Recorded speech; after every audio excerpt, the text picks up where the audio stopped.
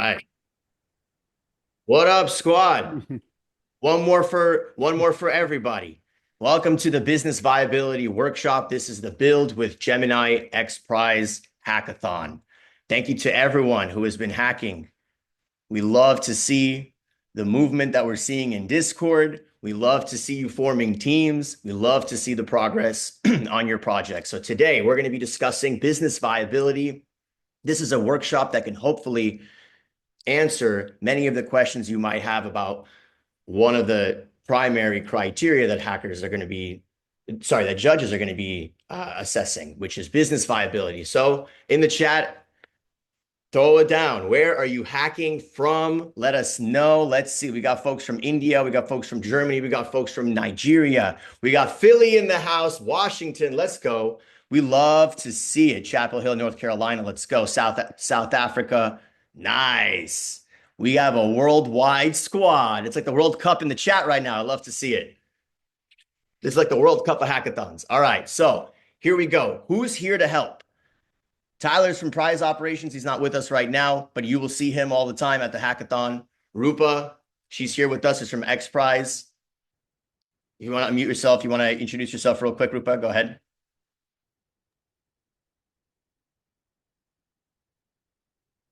You're muted. Yeah, you're muted.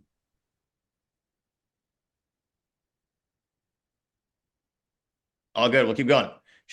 We'll figure this out. Next up, we got the hackathon admin. We got Brandon. Hey, everybody. I'm Brandon. I'm CEO, founder of Devpost. It's great to be here. I see Rupa's unmuted now as well. Yeah, sorry. I'm using a different computer today. Roopa Dandamudi with XPRIZE. Nice to see you all here. And just the range of where everyone is from is amazing to see in the chat. I love it. Welcome.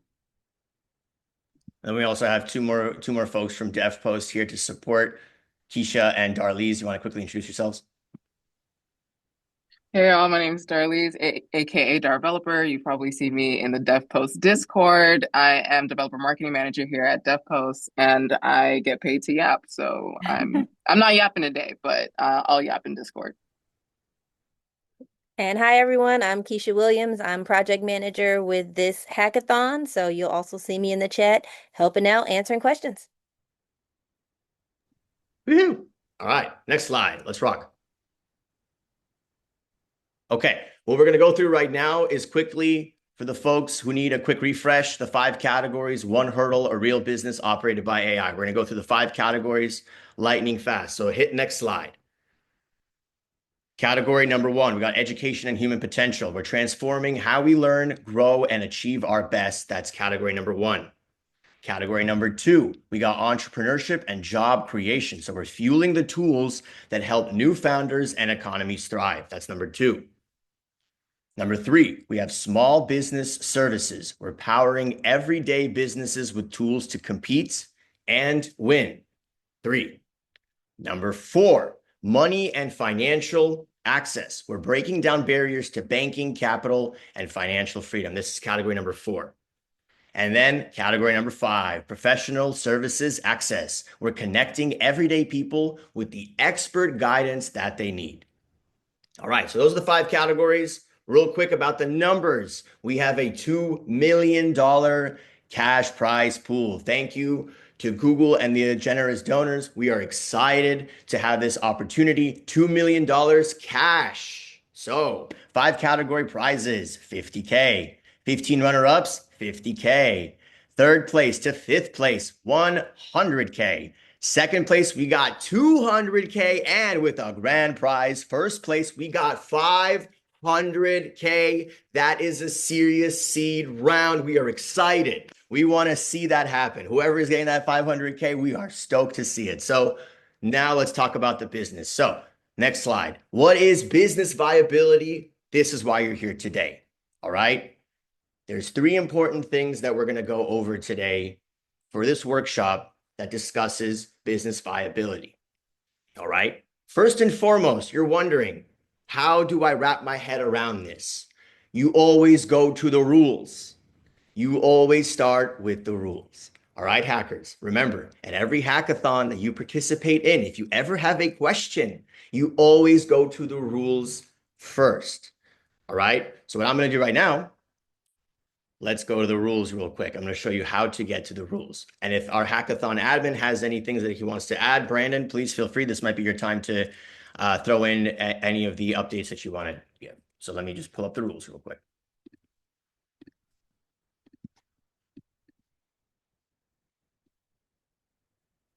All right. I'll just, hey, everybody.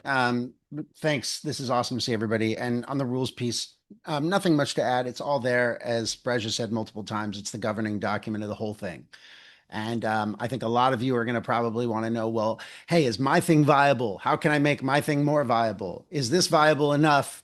What's more? Unfortunately, we're not going to be able to answer those questions. Why? Because we go by the rules. We leave it open-ended. We say, these are the facts. And then the judges show up and they have that exact same judging criteria that you see for the most part, and they get to say, okay, does this thing meet the viability standards that we have, or not? And so you look at the rules, look at the judging criteria. Imagine you were a judge, and I know it's hard because you want to be told exactly what to do, but you just make the absolute best thing that you possibly can, that sort of reaches the goal of what you read. And that's what these judges are going to be doing collectively. So yeah, that's my only advice. Read the rules. Let us know if you have questions on them. And if you don't see it in the rules, then you can assume that you're okay.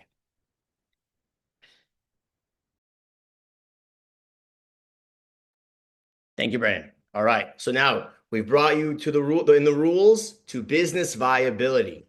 All right. Teams must launch a real business during the hackathon, acquire real users, and generate real revenue. Judges assess both actual revenue achieved during the 90-day window and the sustainability of the underlying business model. These are words that you're seeing: sustainability, business model, business, right? When you are looking at this set of rules, you're wondering, where are the terms? What are the terms? How do I understand? What am I reading? This is why we created a glossary. All right. So as you're reading the rules, you have the glossary of definitions. So I'm going to stop sharing my screen real quick. I'm going to open up the glossary. Is the presentation still being shared? I think that it's not. I can share it if you like. Perfect. If you can share the presentation real quick, that would be just so that we can reiterate the steps. Right now, where are we next? Right? We just went to step number 1, the rules, right? You have a question, hackers, about business viability or what is to be submitted, what it should look like.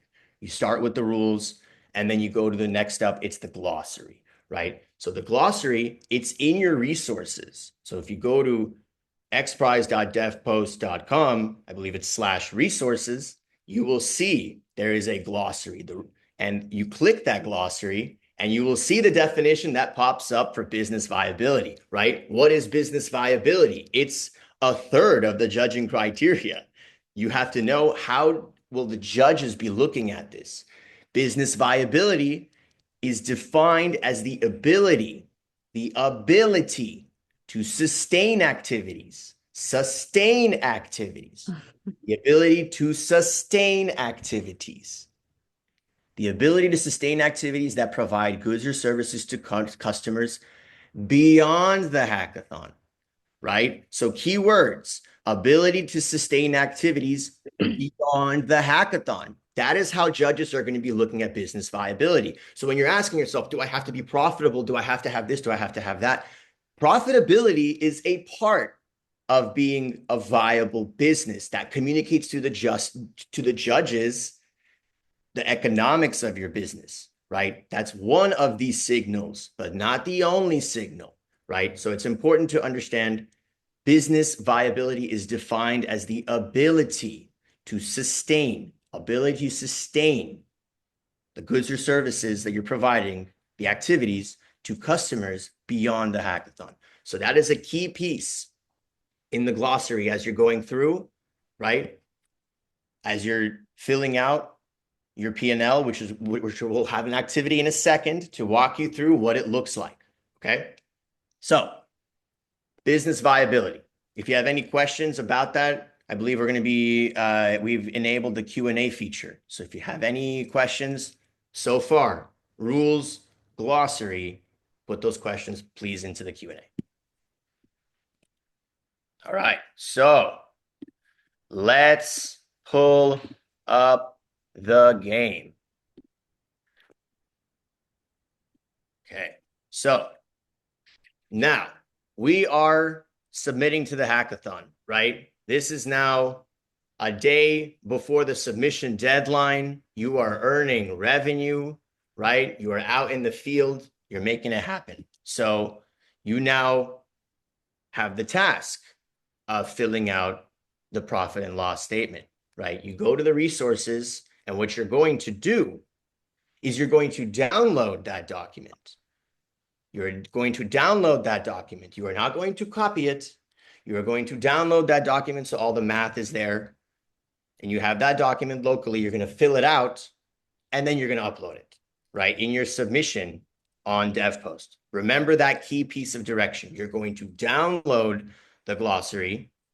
You're going to download the P&L. You're going to fill it out. You're going to use the glossary to help you fill it out, and then you're going to upload.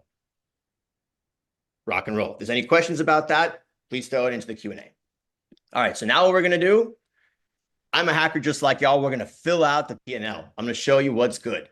So let's pop open this P&L. Give me 1 second. Let me move my Zoom controls over here and put them right here. Perfect. All right. So I am a hacker.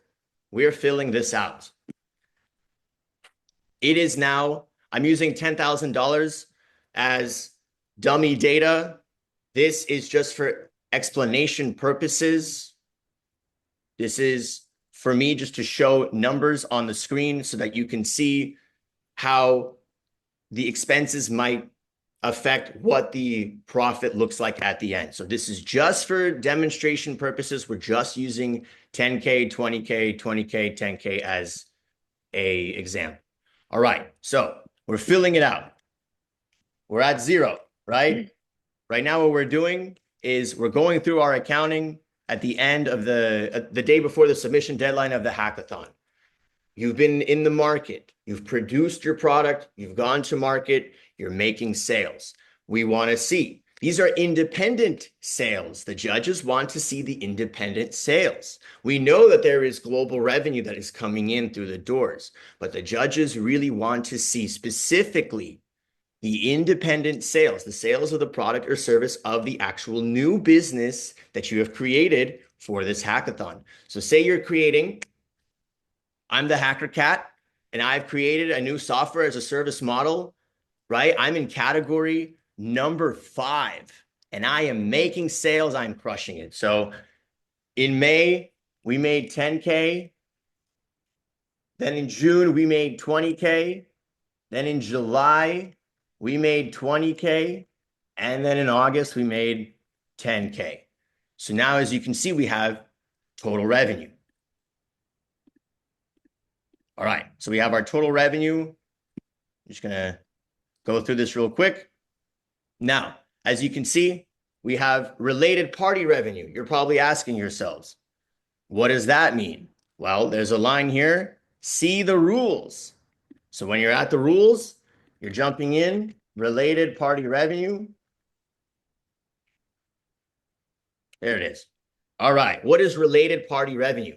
Related party revenue is any revenue earned during the hackathon period from team members, family, related entities, or pre-existing customer relationships. So this is related party revenue. Any revenue earned during the hackathon period from team members, family, related entities, or pre-existing customer relationships. We want this revenue specifically reported separately from the independent sales as a part of revenue so that we could see the difference, right? We want to know this new business, independent sales, and we want to see how that contributes to the total revenue. So say we have now total revenue, right? And let's just do some math over here in case this math didn't copy over. We're just going to sum it up. There we go. Looks like when I copied over, I might have copied over a math error, but this error is on my sheet. All right, so now you can see full 60 days. Now we have the cost of goods sold. we're going down into our expenses. So you're wondering, how do I read this P&L, right? There is a legend at the bottom. So you're wondering, what is a COG? What is SG&A? What are other expenses? So when we go through, you look at COGS. COGS stand for cost of goods sold. It stands for cost of goods sold and includes expenses to produce the actual service provided by the business. So this is the money that is spent to produce the actual piece of software that you're selling, to produce the actual item, not the operations of it to go to market. This is the production, right?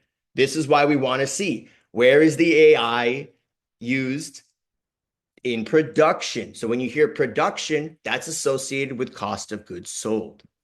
So when you go up, you see cost of goods sold includes lines, personnel. Who are you paying? You're paying a human being, you're paying a cat to do the software. The cat's writing JavaScript, getting paid $5,000. All right, that's what's happening. We have $5,000 in personnel across the hackathon, right? This is what labor, right? Human labor being used to produce, right? Now we have software subscriptions. What is this? Are you using some kind of API service, right? This is not the software tokens. This is very different, right? We want to see the difference. There's the AI tokens piece, and then there's the software subscription piece. What are you using, right? What other pieces of software are you using? So let's say you're using $2,000, right? Across, and it's consistent. So now, as you can see, we're going down. Token use, let's just say you're being super efficient and you are excellent at prompting the AI and you're only spending $1,500. Right? So now, as you can see, you haven't gotten to your SG&A. That's how much in cost of goods sold. What it looks like to the judges is that this is how much you spend right here, 20,000 plus 8 plus 6, which is a total of $34,000.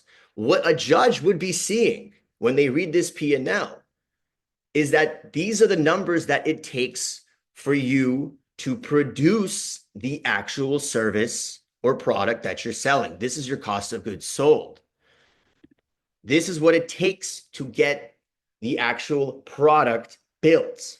This is not going to market yet. Now we're going to market. All right. SG&A. When we look at SG&A, SG&A stands for selling, general and administrative expenses. And this includes to operate the business. This is your OpEx. This is your operations. This is your go-to market. If you've been in our team building workshops and you are a software engineer looking for someone for go-to market, you're wondering, where do their expenses go? They go in SG&A, going to market, marketing activities, selling the product. That is in SG&A. So when you go up, you look at SG&A, right? You have personnel. Who are you paying? Let's just say you're paying a team of ambassadors to go out and wear onesies and spread the actual go-to-market strategy, right? Say you're paying a bunch of people to do something online, maybe make Instagram reels. You're paying creators, right? That could be a go-to-market strategy. You're paying $500 per reel that you're making each month, and it's going viral. And that is your go-to-market strategy. That's how you're promoting your software as a service business, right? Now you get to your software subscriptions, right? What are you spending? Maybe you're spending subscription to Instagram, or maybe you're spending on some kind of social media. Let's just say it's 100. All right. So now we're looking at your business, right? You're looking at your business and you're like, okay, tokens. How many tokens? AI. Am I spending money on AI to go to market? Am I?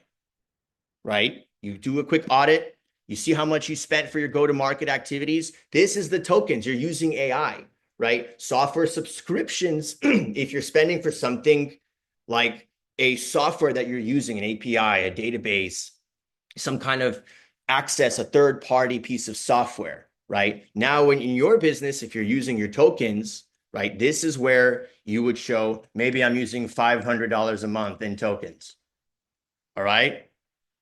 And now you see you have your SG&As filled out. So going to market, what a judge is going to see is when this person or this team is going to market, or they went to market during the hackathon period, how much money do they spend? How much money does it take to operate the business? The product is built, but now we got to operate it. We got to go to market. What does that take?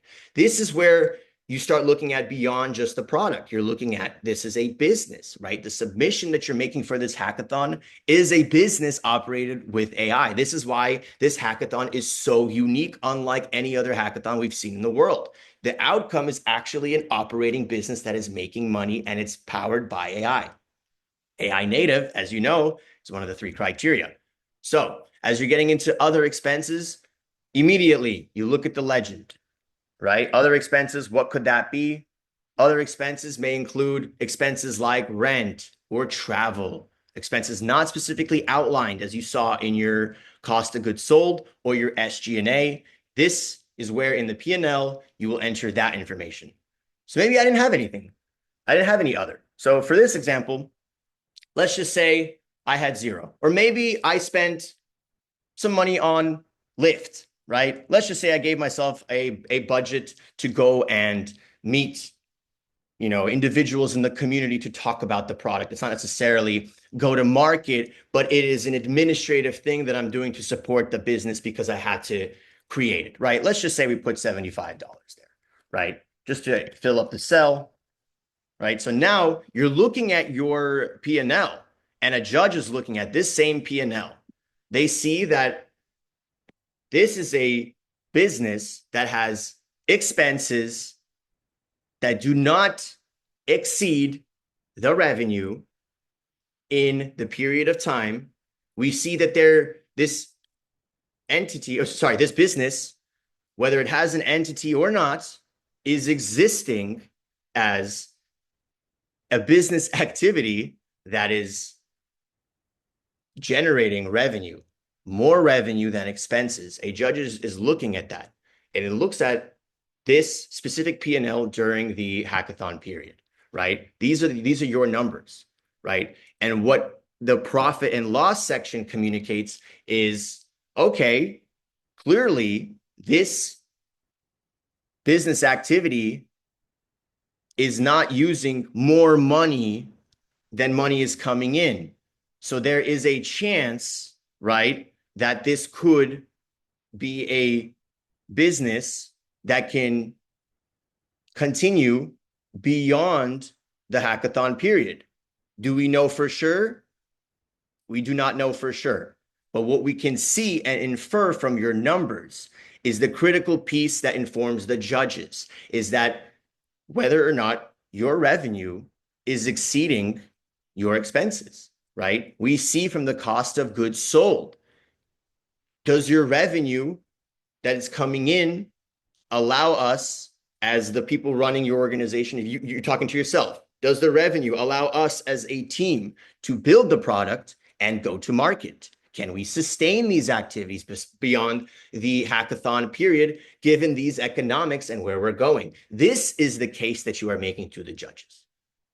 Okay, so as we're going through, you see your P&L. One more time, you go to the legend, and you're probably wondering, how is this P&L being recorded? This is a cash basis financial accounting. What does that mean? Cash is received, cash is recorded. All right, cash basis it's an accounting term. If there's any other questions about that, please feel free to throw your questions into the chat, and we will make sure we address them. All right, and then most importantly, if any expenses correspond to the use of resources that existed prior to the hackathon, then you must make sure that you explain whatever those resources might be in your submission.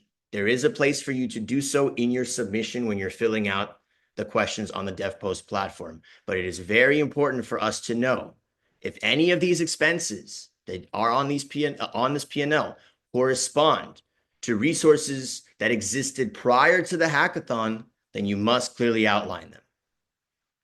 All right, so this is the P&L. Remember, what you are doing is you are going to this P&L, you are downloading it, you are filling it out with your numbers. My recommendation as the hacker cat is to track your numbers as you're going so that it is not a very big project for you on the 16th of August. But on the 16th of August, I highly recommend you do a full accounting of everything so that you can have the most accurate numbers for your submission so that it is the kind of application that is compelling and shows business viability that you would like it to be. So this concludes the activity. This looks like a P&L that has been filled out. I am ready to submit it to Devpost and then fill out the rest of the questions. So that is our P&L activity. If there's any questions, about that specifically, please throw it into the chat right meow. We will get through them. And then let's pull up the presentation so that we can revert back to where we're at. Awesome. All right. And actually, should I pull up the FAQ and start going through the questions now, Brej? Would that be a good move? That'd be a great move. We just ran through examples. Let's click next on the slide so that we see what the next slide is. It's prepped. Excellent. Go for the FAQ. Okay, thank you for that. That was awesome. I am now sharing my screen. All right, we are going to do a rapid fire FAQ, folks. As I said at the beginning, I'm sorry in advance to disappoint you, but there are going to be a lot of questions and people with very reasonable, a lot of people with reasonable questions wanting answers that we can't give because we don't tell the judges how to judge. And we don't tell them what's better than one thing or the other. Actually, they tell us at the end of the day. And then as a group, they're even better and smarter together with those conversations, including in these subject matter areas than we are. That said, you have some really great questions and let's get through them. Now, what I've done is I've pulled up the FAQ here, which everybody has access to on xprize@devpost.com, which has covers a lot of things from eligibility. So who's eligible, who's not eligible? Going to keep scrolling down. Credits. I saw some questions about credits. There is an area here. We also have affordability credits, which are for those that cannot afford, who can fill out a form and tell us why. There are some reserved credits for those. Project requirements, which is what's a project? What's the difference between a project, a business entity, etc., and more. And then some stuff about operated by AI agents. I know there were some questions about that. And judging. How are projects judged, etc. So feel free to read that and have your agents read it and that sort of thing.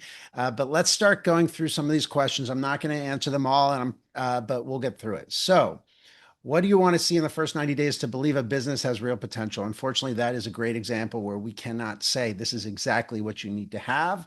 But what you want to do is you want to read through the judging criteria, which I have up here, and through everything that Justin just mentioned, which is teams must launch a real business during the hackathon, acquire real users, generate real revenue. Yes, this is a lot. I saw a great question saying, holy cow, that is a lot. And you're right, but that's what an XPRIZE is. We're really, really honored to be working with the XPRIZE. Did you see the Ansari XPRIZE, which is build a spacecraft to essentially enter orbit twice within a short period of time? That was hard too. So a lot of hard stuff out there with XPRIZE. And yes, this one's tough. It's also challenging. It's why I know you're working on this in the middle of the night and that kind of thing. All right. So how compatible does your website or business have to be with AI? That's perfect. So if we look at this second judging criteria, AI native operations, and I also saw another question that was just like, can it be about anything? Yeah, to some degree. So AI native operations is the extent to which you're running your business through AI. So judges, as it says here, want to assess the extent to which it's live in production and exits key decisions for the business. So they're going to look at that and they're going to say, is that the case? So when you're filling out your submission, you're going to want to give that information. These are the decisions that AI is helping run. for the business. So that's what AI powered or AI native operations is. Now, on the question of can I do any kind of business? Well, there are categories here. So they would score low on categories if they weren't addressing a category, and then theoretically would do worse. So teams have to build something that meaningfully moves the needle in your chosen category. You choose one category. Let's move on. Can you give some examples? Let's see. When you evaluate, this is a great question. When you evaluate ability to sustain beyond the hackathon, what are the strongest signals you're looking for? It's a fantastic question, but we unfortunately are not the judges, and we can't. And that's going to depend on your business. So it's really up to you to think about your business. What does it mean for this to be sustainable?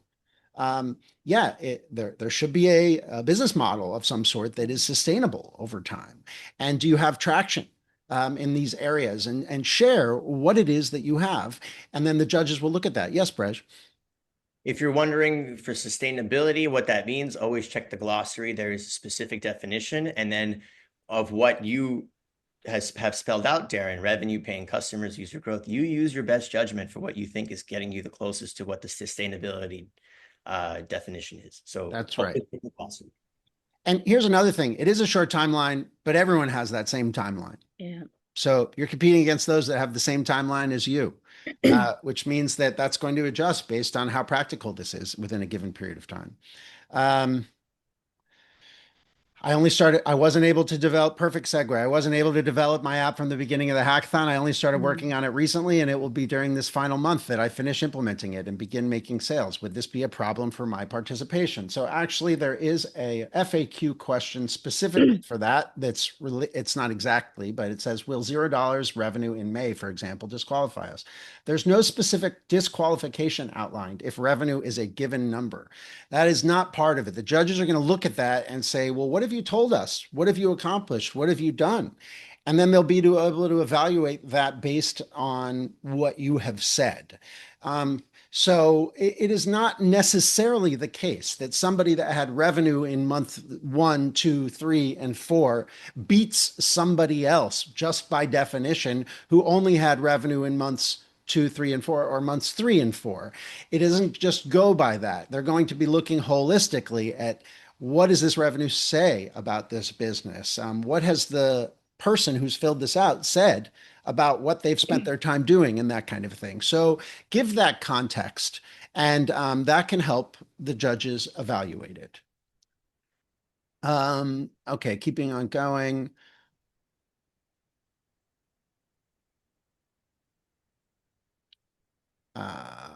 There's some credit questions. I will point people to the credit section of the FAQ.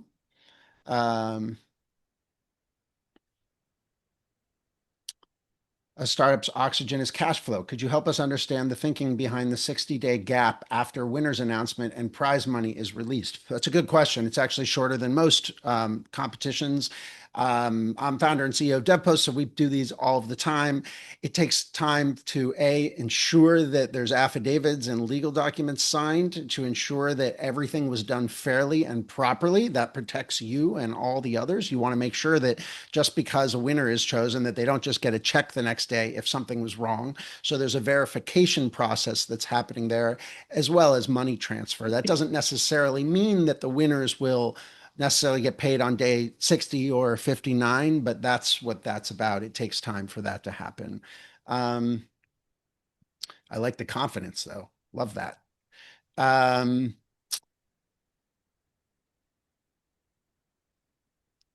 How will projects who haven't got revenue for May or June, et cetera? I think we've already covered that. For related party revenue, this refers to teams that are producing a new product or service that is associated with a pre-existing business startup, right? Okay, so that's actually an important question. So related party, let me pull up the FAQ. Maybe it's on the rules. It's in the rules. Okay. Well, on the related party, you are going to want to share.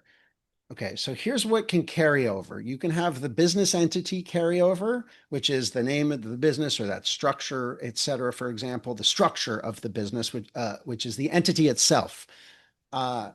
But then the business can't be the same business. It must be a new business. So what is it that you can carry over? Well, I think there's something in there around an audience that you can have, like a social media audience, but your customers should not be the same customers. So that should be stated. If your revenue is coming from existing customers, you need to state that and put that in related party and let everybody know. Because it would not be fair for somebody to just release a new feature on a new app, for example, sell it to all the same people and call it a new business.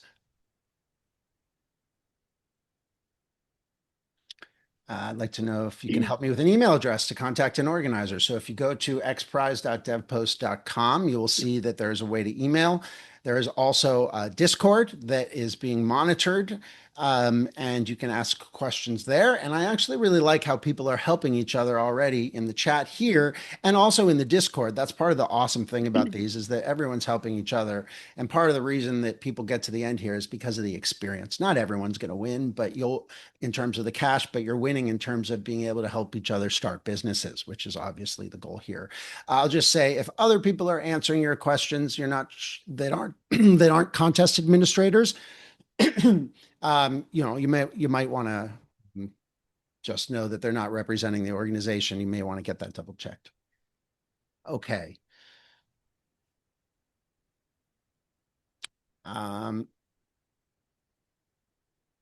How should an early stage business with paying customers demonstrate viability if it intentionally limits onboarding to ensure reliability before scaling? That's a great question. So if you're just starting out and you want to test it with a few people, how are you going to show business viability? It's a great question. You might want to make that testing.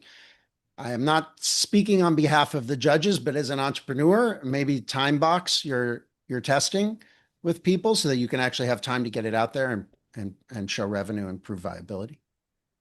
But it's hard, no question. That's what's fun about this. I can't wait to start telling the stories of the businesses that were created as a result of this, regardless of whether they won or not. That's the real thing. We were just talking about this before the call. I hope you all know that the organizers involved are going to be very proud and happy about the winners, but it's the collection of everybody that they're after. Roopa, you were talking a little bit about that. Did you want to say anything about that in XPRIZE? No, I mean, echoing what you're saying, I can't wait to see the ideas that come out of this and the impact that these businesses can make. You saw the categories that we've got. They're there for a reason, because we believe those are some of the areas that kind of will have the furthest reach with the businesses that you're creating. But in terms of the collective, I was speaking more about judging. The judges will always look at the whole cohort, everyone collectively, and compare you in that way. So just remember that, when you are, if you're worried, just remember that. Awesome. Here's a great one. What if our product has a slow sales cycle, for example, enterprise customers, and it takes longer than 30 days to be demoed, audited, and finalized? I have no idea what you mean about a slow sales cycle with selling hackathons. No, I'm kidding. We know what a slow sales cycle can be, and we empathize with where you're coming from. I think at the end of the day, you should share it. This is our sales cycle. This is what we've determined. This is how many, for example, pitches we've done. This is our success rate on those pitches. This is what we've closed, et cetera. It is true that a longer sales cycle is harder to sort of prove out results in that sense, but I would say get creative and share the value of that. Why is it slow? Like, is there more value being driven at the end of the day? Is it a higher dollar item? These kinds of things. I would say provide context. Very smart judges. They're going to be very smart judges. Yes. Include as much as you can. Beyond the P&L worksheet, everything that you think would be useful information for the judges. Put it all in there. Make your best case.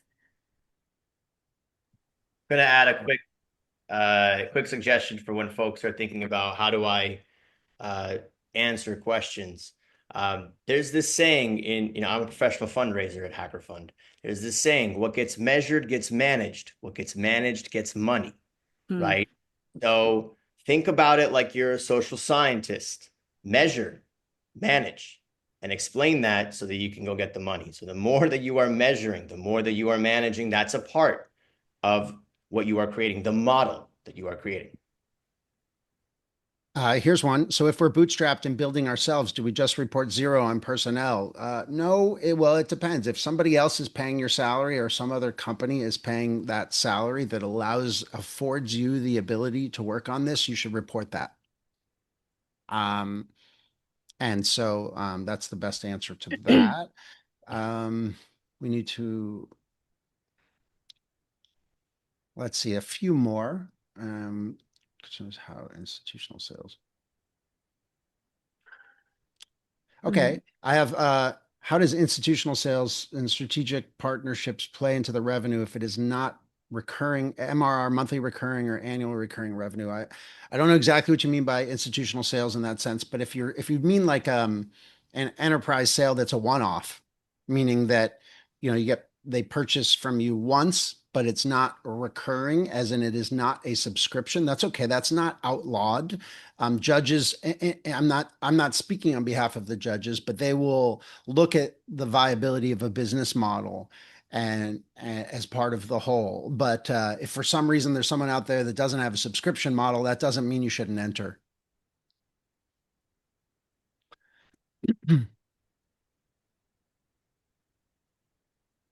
What about code IP, since we have to provide the code base to the judges? Okay, well, first of all, I can assure you, as contest administrators, that if you are sharing code that is going to be just for evaluation purposes to ensure that you use the required tools, that the code is yours, and that sort of things, and everybody relevant in this is signing NDAs or has signed an NDA. So we take that very, very seriously. XPRIZE does.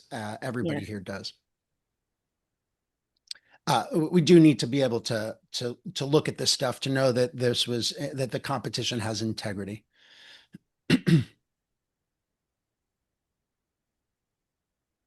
How can we calculate and handle when you discover some game-changing technology that touches more than one top technology? Okay, I'm sorry, I don't understand that question. I'm planning on having one day of revenue. You do your thing.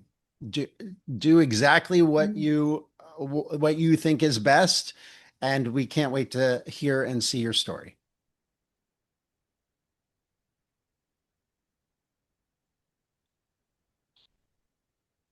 Right. If a product launches near the end of the hackathon, how do judges evaluate business viability? We've been sort of answering this question in various ways. It's a good question, which is that there is not one specific month they are going to be looking at. You should share what is it that you've spent your time doing?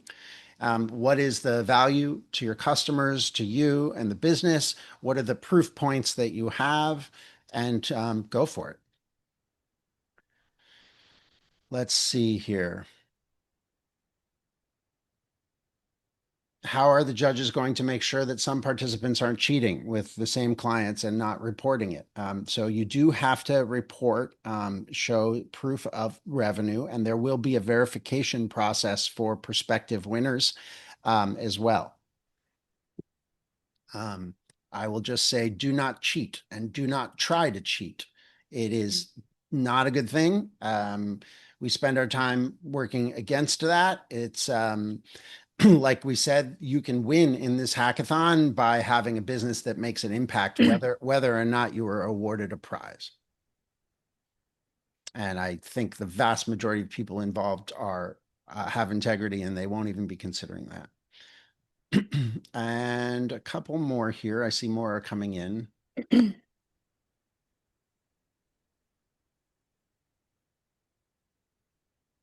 I'm planning to build a game playground. Which category does it align with? I think you should look through the categories. There's some decent information on there. And I think pick the one that is best.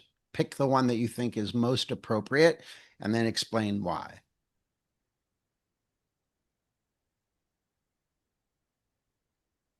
Let's see. Any more that I should add that somebody sees here? Yeah.